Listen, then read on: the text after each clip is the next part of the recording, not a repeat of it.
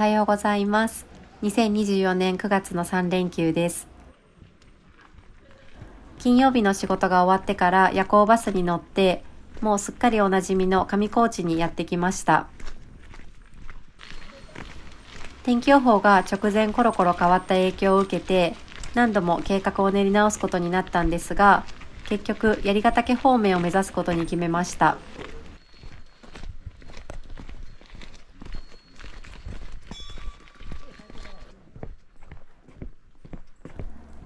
槍ヶ岳自体は去年恵まれた天気の中登頂することができたので、正直もう思い残すことはないんですが、槍ヶ岳の近くにある大喰岳、中岳、南岳という三座を縦走してみたいなと思ったのと、登山者に人気の山荘ヒュッテ大槍に宿泊してみたいという理由から、今回また槍ヶ岳エリアに行きます。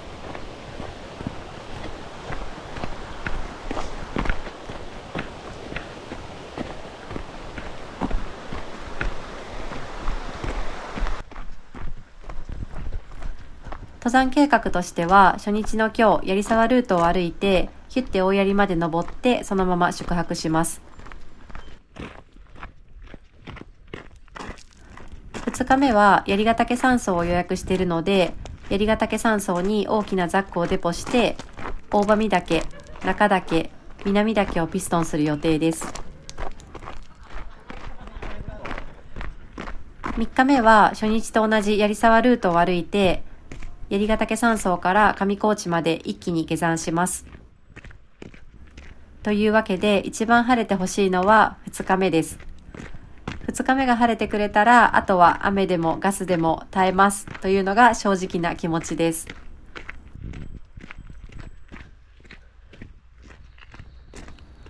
槍ヶ岳を目指すルートは複数ありますが、今私が歩いている槍沢ルートは比較的危険箇所が少なくて、徳沢園とか横尾山荘など休憩ポイントも多いので、初めて槍ヶ岳を目指す方にもおすすめです。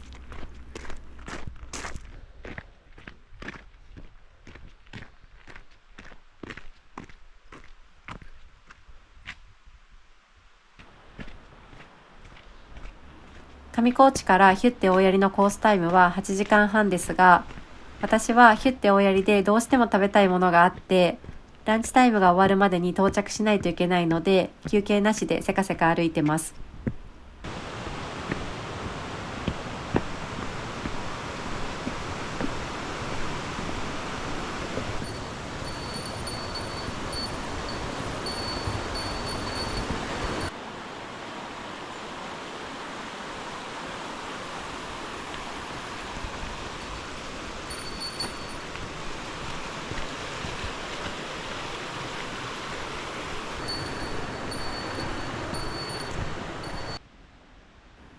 今回は上高地から一気に槍ヶ岳まで登りますが、途中槍沢ロッジで一泊挟めば体力的な難易度はぐっと下がります。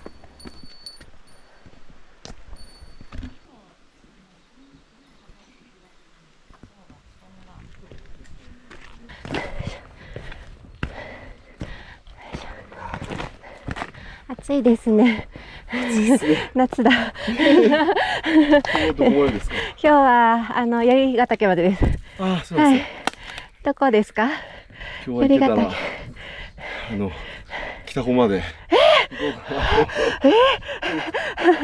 時間が怪しいです。キレット通ってですか？そうです。すごすぎる。槍は行かないんですけど、その代わり。そうなんですね。キレットの方に行かれるんですね。そっかそっか。槍沢ロッジを越えたあたりからは日陰が一切ありません。快晴の日の槍沢ルートは直射日光との戦いです。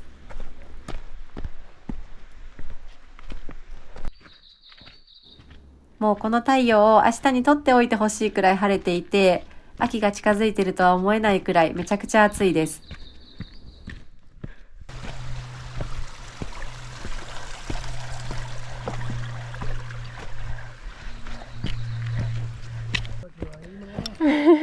暑い暑いですね、今日は。昨日も今日もすごい。昨日も暑かったんですか？昨日暑かった。これ暑くてまでじゃん。ね、全然日陰ないですもんね、ここね。もうなんか変わりましたよね、明日ね。あれ3連休良かったんじゃないの？そう、もともとよかった。よいしょ。頑張ってください。はい、ありがとうございます。はい、お気をつけて。いや、こちらこそ。はい。お気をつけて。はい、ありがとうございます。ありがとうございます。よし。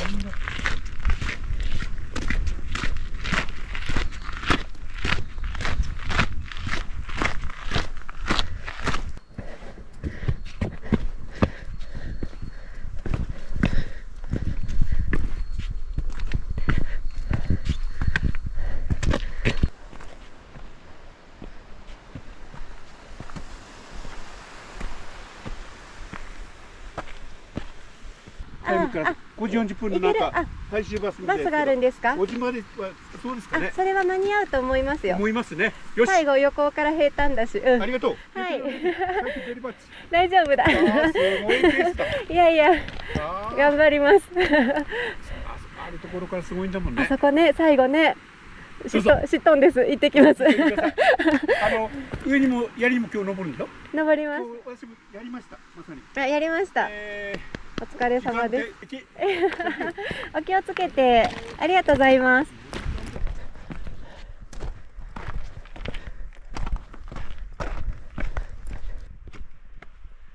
槍沢ルートは槍の穂先を除いては険しい箇所はないんですが、上高地からの標高差は1500メートルを超えるので体力は必要です。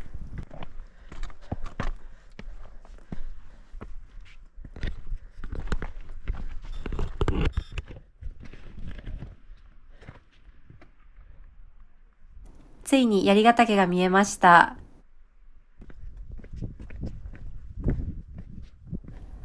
このルート歩くの2回目だからわかるんですけど、槍が見えてからが長いんですよ。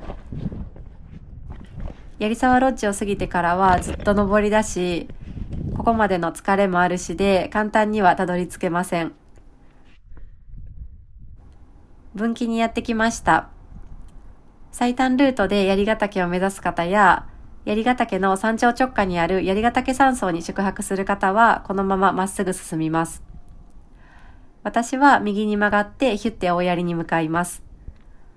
ヒュッテ大槍という文字を見ると目的地がいよいよ近づいてきた感じがあって嬉しいです。ただ、ここからの道も結構体力を使いました。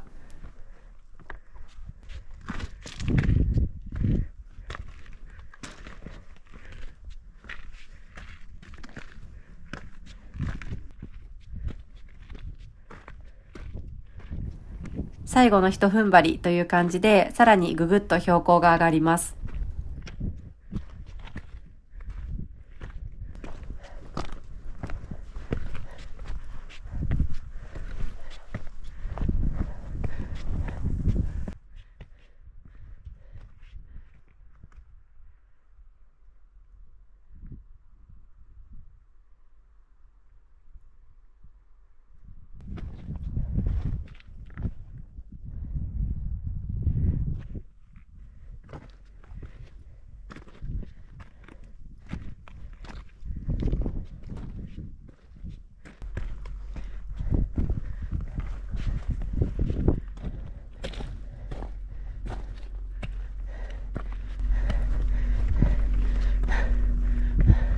こんにちは。こんにちは。着いた。よいしょ。着いた。上高地を出発してから6時間、ヒュッテ大槍に到着しました。とりあえずチェックインして目的のランチをいただきたいと思います。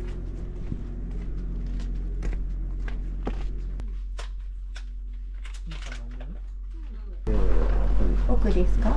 奥ですか？はい、わかりました。はい、わかりました。ありがとうございます。お世話になります。お願いします。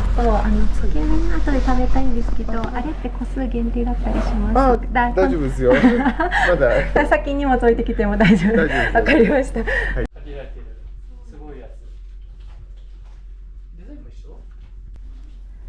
つけ麺はまだあるよとのことなので、部屋にザックを置いてきます。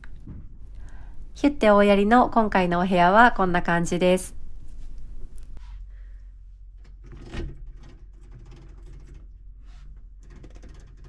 人数に合わせてカーテンで仕切り方を変えられるように工夫されていて、個々にライトがあって、自分のスペースの近くで充電できるようになっていて、心配りあふれる山小屋でした。内装も素敵で、特に食堂がおしゃれで可愛いです。美味しいと評判の夕食がとっても楽しみです。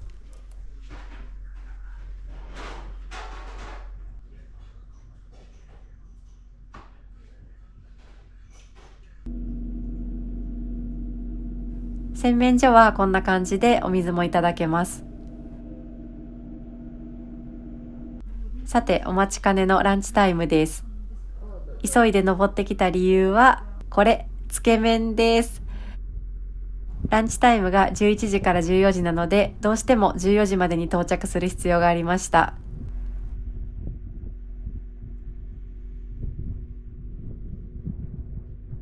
せっかくの槍ヶ岳ビューなので、外でいただきます。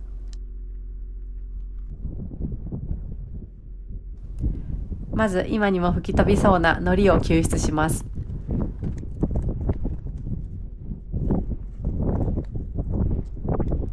肝心のお味はね、もうめちゃくちゃ美味しかったです。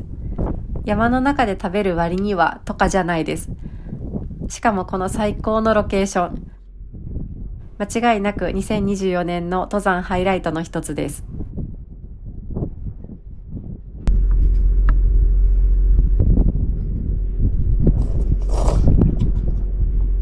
ヒュッて大槍から見る槍ヶ岳はこんな感じ。天候の条件が揃えば最高のモルゲンが見れそうな立地です。つば九郎お天正の方から歩いてきてもヒュッて大槍に来ることができます。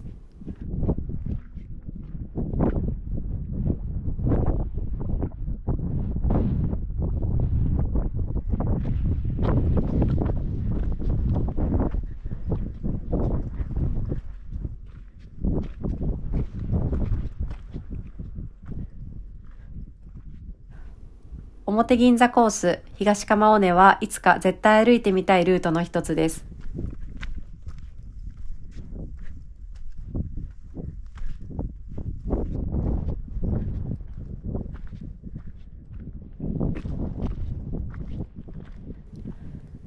大好きな常念が綺麗に見えていて最高です。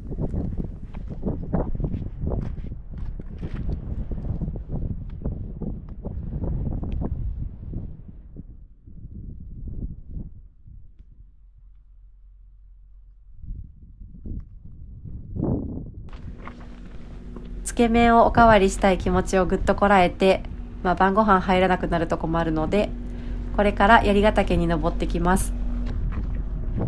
今回のメインイベントはあくまで大喰岳から南岳ですが、せっかくここまで来たし、夕食開始の17時までにはまだ4時間もあるし、行ってみようと思います。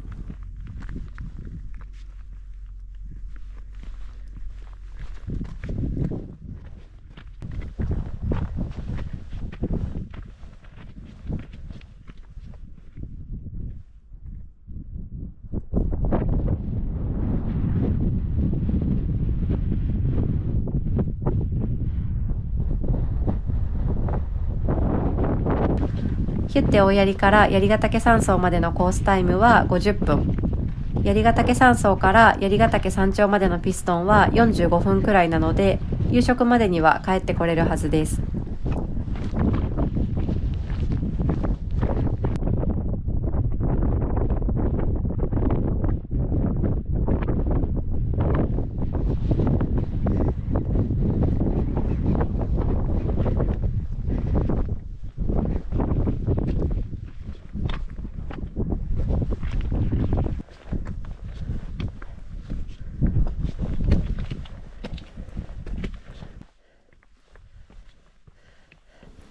あんまり深く考えず、槍ヶ岳と書かれた看板に従って歩いてきたんですが、思ったより道が険しくてびっくりしてます。完全に私の下調べ不足なんですが、鎖とかはしごとか出てくるような結構大変なルートでした。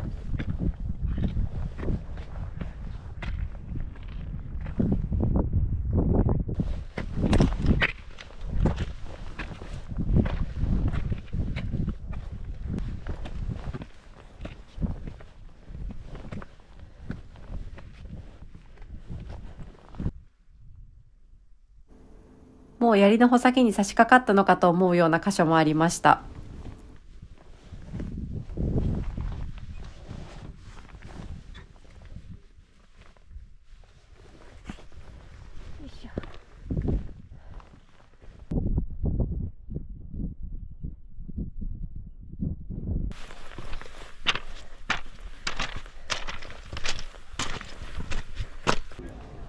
槍ヶ岳山荘に到着しました。山荘前はたくさんの登山者で賑わっています。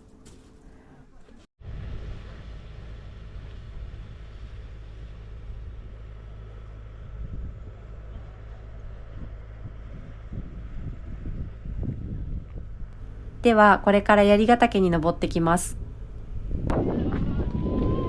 槍の穂先の様子は去年の動画で結構しっかり載せてるので、もし興味のある方がいたら概要欄から飛んでもらえると嬉しいです。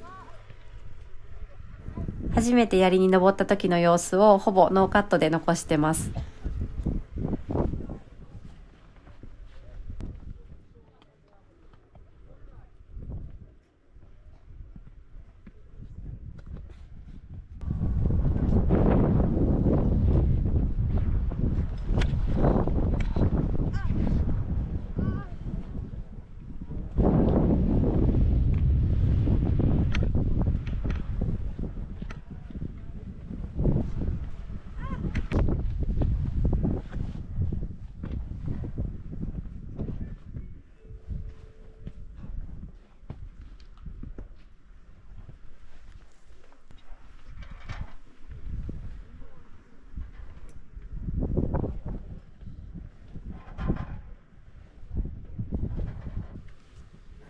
3連休ということもあってか、槍の穂先は結構混雑してました。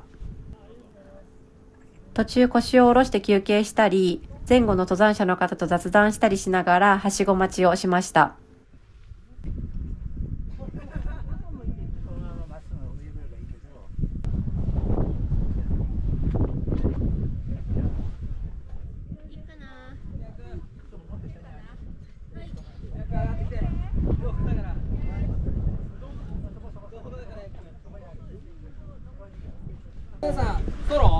ソロです。ありがとうございます。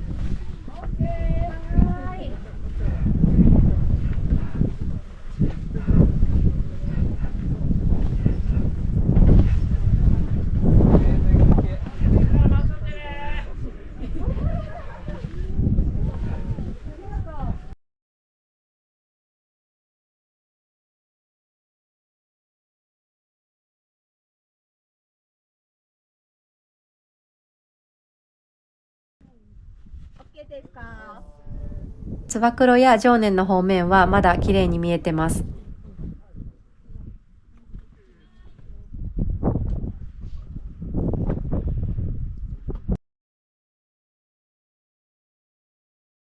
すごろくや水晶の方面はガスがかかっちゃいました。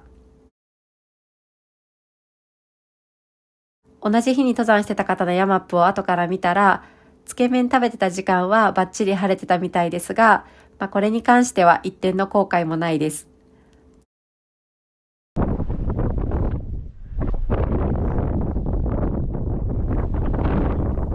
去年はあれだけ怖かった槍の穂先がいつの間にか平気になっていて、我ながら成長を感じました。上りも下りもすごく短く感じて、もう終わりという感じでした。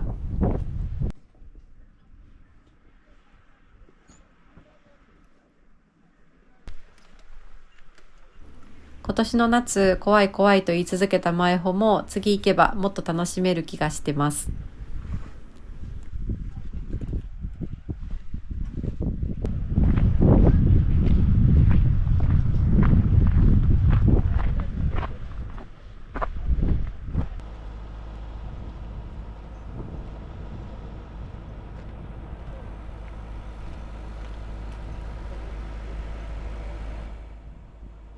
ヒュッて大槍に帰ります。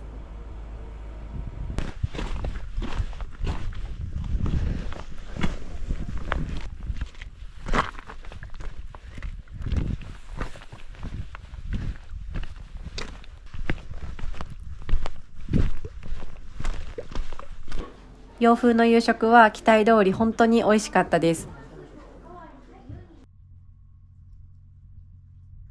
2日目の朝です。雨が降っていて、右も左も前も後ろも何にも見えない状態なので、一旦小屋に戻ってケーキを食べます。ゆっくり雑誌を読んで、紅葉登山の計画を立てて、さあ出発しますかね。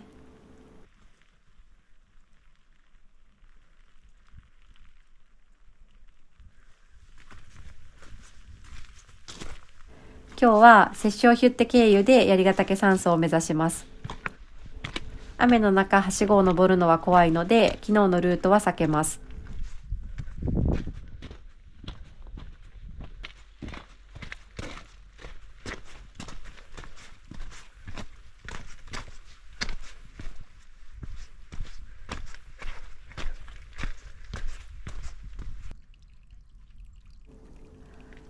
今日は槍ヶ岳山荘に宿泊する日です。本来の予定であれば、ヒュッテ大槍から槍のモルゲンを見て、槍ヶ岳山荘に移動し、ザックをデポして、大喰岳から南岳を歩く予定でした。が、この天気の中を歩く元気はございませんということで、槍ヶ岳山荘のチェックイン開始を待たせてもらいます。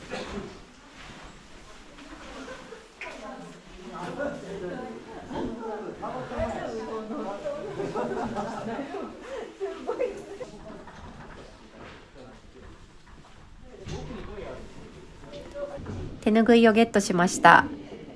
レトロなデザインの可愛い袋に入れてくれます。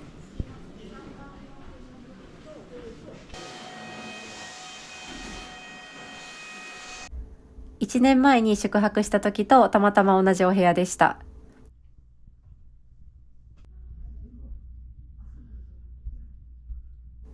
ヒュッテ大槍から1時間歩いただけですが、全身びしょ濡れなので乾燥室を使わせてもらいます。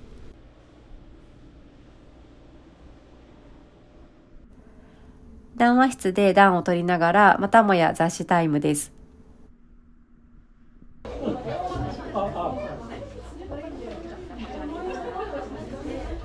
お昼ご飯は麻婆ナス丼にしました。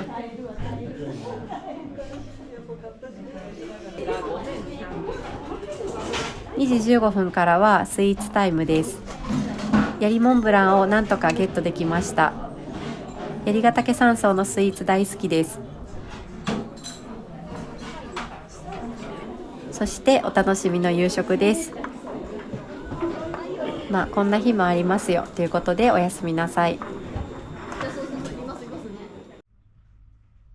おはようございます。3日目の朝です。画面中央左でピカピカしているのは早くも槍の穂先に登っている方たちのヘッドライトです。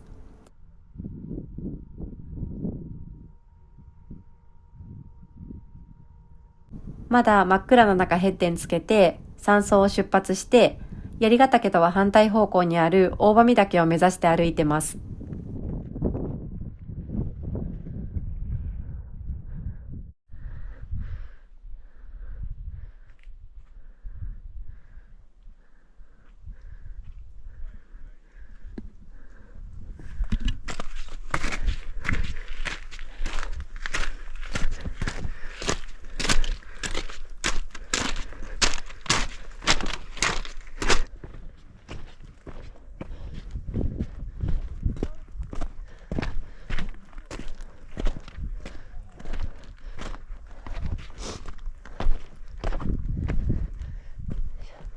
おはようございます。おはようございます。よいしょ。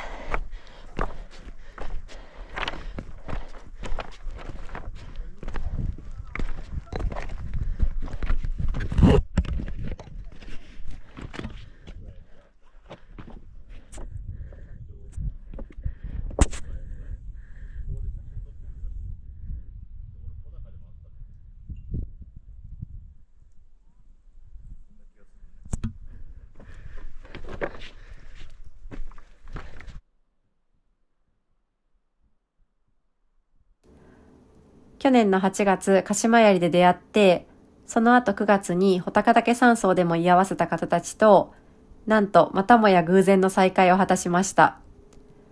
薄暗い中で気づいて声かけてくれてとっても嬉しかったです。3連チャンっていうか3回目。どうもあ、そろそろ来るんじゃないですか。結構明るい。どうだろう。もうちょいかな。槍ヶ岳山荘から大喰岳は20分くらいの距離ですが、槍ヶ岳山荘に宿泊する人のほとんどは日の出前から槍ヶ岳に登ったり、山荘前でもっと明るくなるのを待ってたり、すでに下山を開始してたりするので、大喰岳は結構穴場というか、人が少なくてゆっくり日の出を堪能できます。すごい。昨日見れなかったから、すごい。すごい登りますね、ここ。すごい。綺麗。これ西鴨までこんなに登るのすごいね。そうそうね。そっか、西鴨ね、あっこ全部登るのか。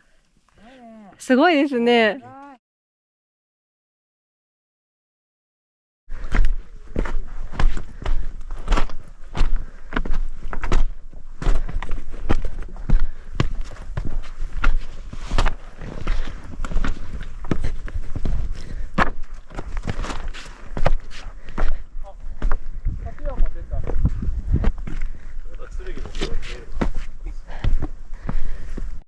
昨日待った甲斐があるわ。いや、私はもう下山が頭に浮かんでましたよ。今日の天気予報悪かったし、もともと。そうですよね。そう。もう降りようかなと思ってたけど、なんかこうか不幸か、あそこの山荘電波私悪くて携帯が、そのバスを変えれなくて。裏銀座出ますね。裏銀座出ますね。出てきそう水だね。晶が出てきたから。水晶出ましたね。あ、出てきますね、これ多分。この辺、薄くなってますもんね。薄くなれば、あの後ろに赤牛と手前にワシバが出てくるはず。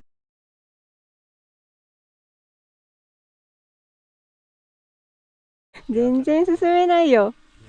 どうしよう。もう南岳まで行けないかもしれない。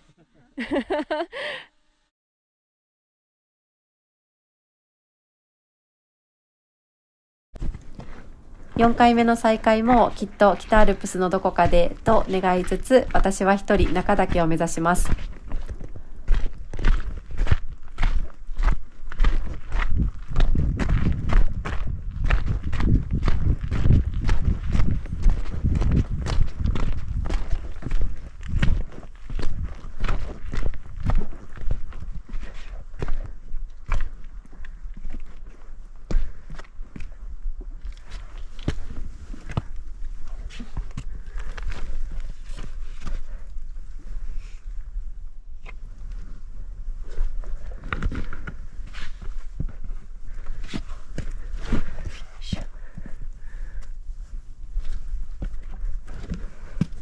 よいしょ。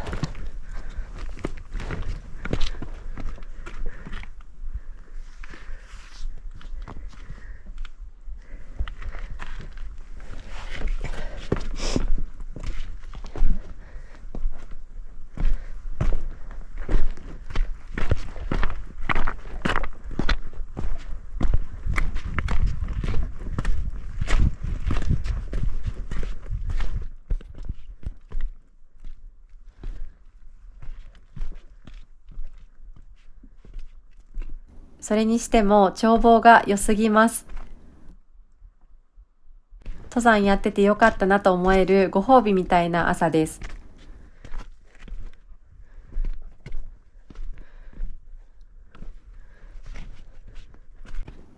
大喰岳、中岳、南岳の三座はすべて標高3000メートルを超えてます。日本には標高3000メートル超えの山が21座ありますが、そのうちの3つがこうやって真横に並んでます。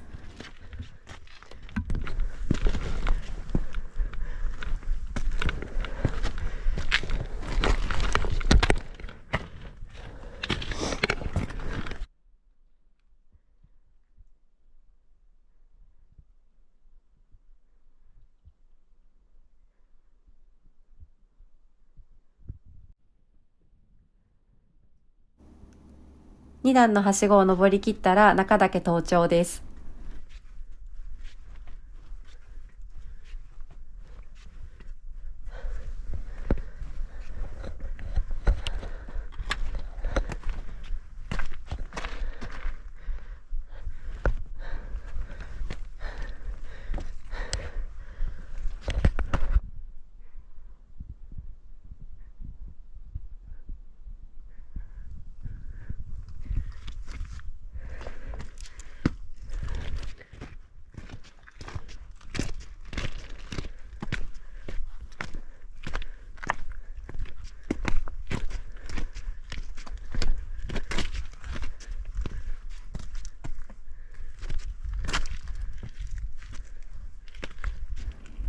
今歩いてるルート、稜線好きにはたまらないと思います。目の前には穂高連峰がちらちら見え隠れしていて、左手には燕、長ヶ岳などのパノラマ銀座。後ろを振り返ると槍、裏銀座の山々と360度絶景です。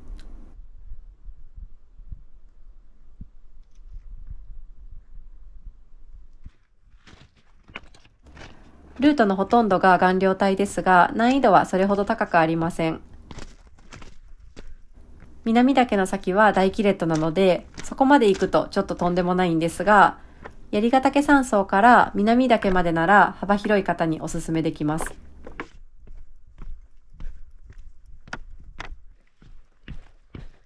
岩がゴロゴロした箇所は流行る気持ちを抑えて慎重に進みます。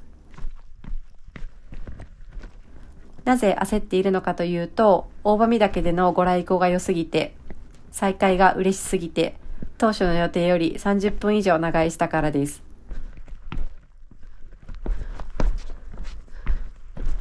とはいえ、この絶景の中、南岳を諦める選択肢はないので、一生懸命歩いてます。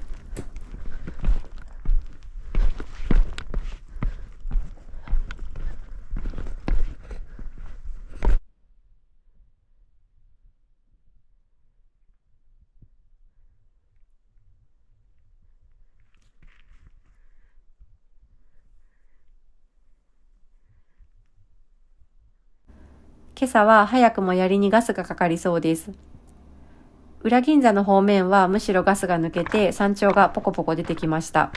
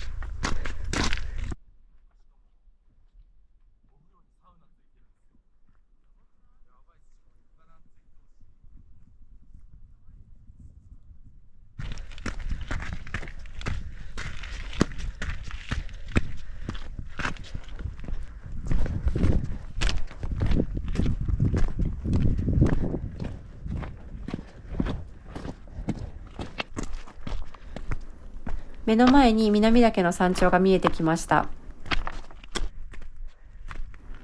槍ヶ岳山荘から南岳までのコースタイムは3時間くらいです。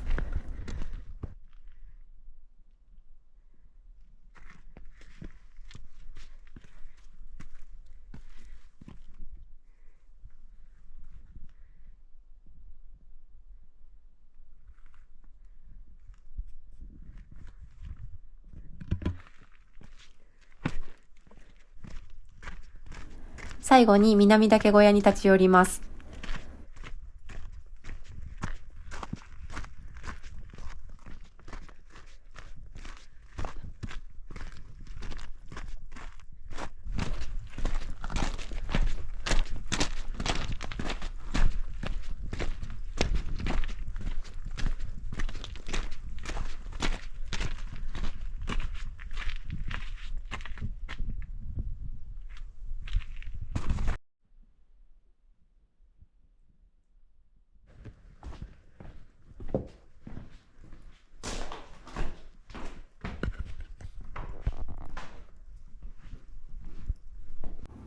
バッジをゲットしました。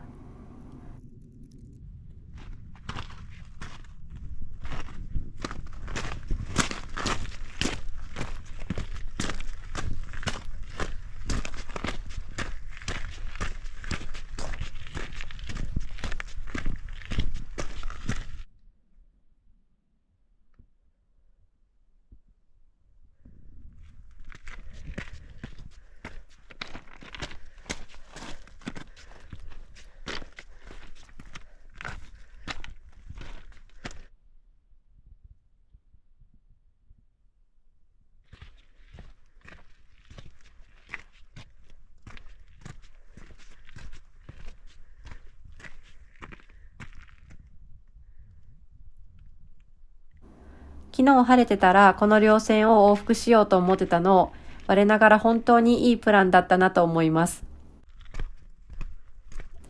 今回は残念ながら中日が大雨で最終日にこうやってせかせか歩いてますが、本当はそれぞれの山頂でもっとゆっくりしたかったです。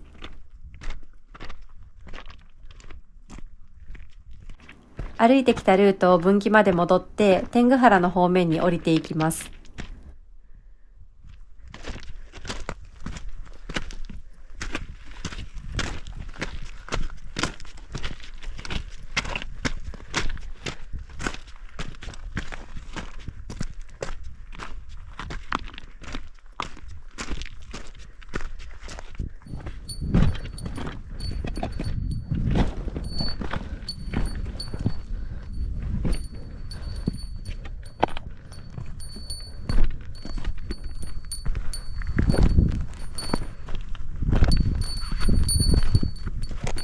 なんか急にめちゃくちゃガスってきたし、すれ違う登山者もかなり少ないルートで結構心細かったです。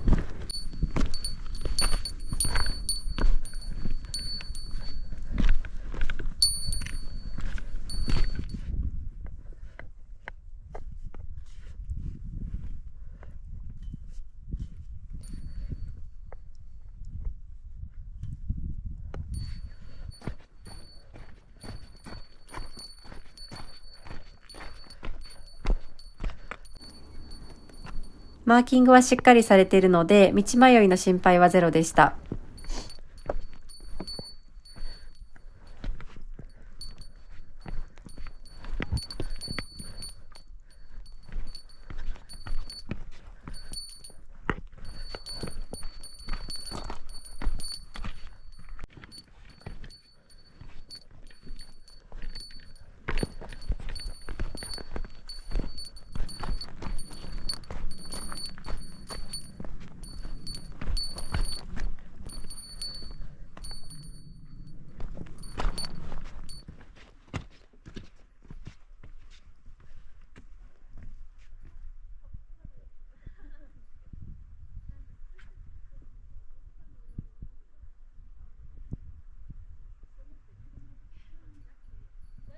今日はすでにガスガスで槍のリフレクションを見るのは難しそうです。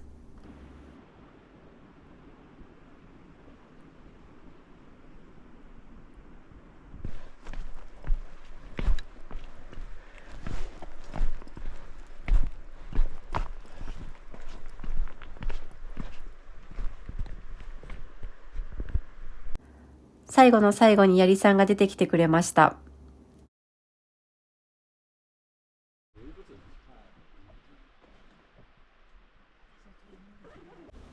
槍沢ルートにぶつかる分岐を越えたらストックを出してさらにスピードアップして帰ります。